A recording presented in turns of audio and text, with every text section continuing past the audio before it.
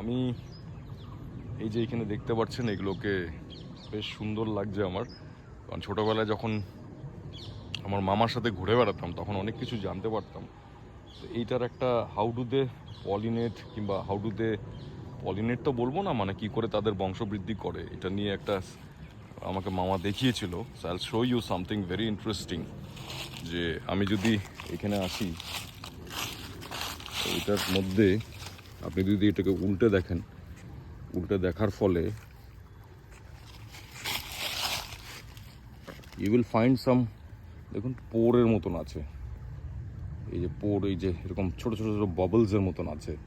তো এই বাবলসগুলো আস্তে আস্তে কী হয়, due to over pressure or heat এগুলো বার্স্ট করে, এবং বার্স্ট করার পরে এর ভেতরে অনেক বীজ আছে, সেগুলো হাওয়ার মধ্যে উড়ে যায় আর কি।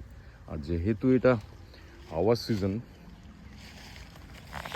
এখন হাওয়া বইবে, তো যার জন্য কী হয়, এটা স্প্রেড করে আর কি। তো আপনারা হয়তো রিসেন্টলি দেখেছেন যে বৃষ্টিও হচ্ছে, তার উপরে কিছু কিছু ওই ফ্লাটারিং কাইন্ড অফ ইনসেক্টসগুলো ঘুরে বেড়াচ্ছে।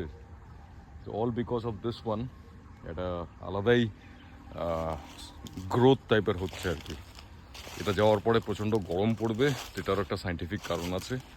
এবং বিভিন্নভাবে এই ফুল টুলগুলো আর কি, ফুল, তারপরে এখানে একটা পোকাও দেখতে পাচ্ছি।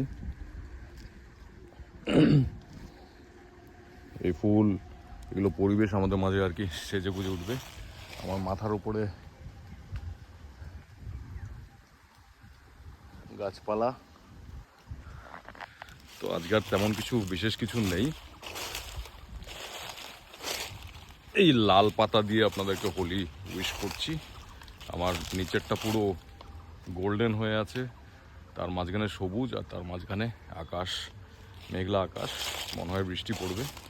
এক পশলা দু পশলা বৃষ্টি তো আগে হয়েছিল। তো আজকের মতন এইটুকুই, ভালো থাকবেন, আপনার সাথে আবার দেখা হবে।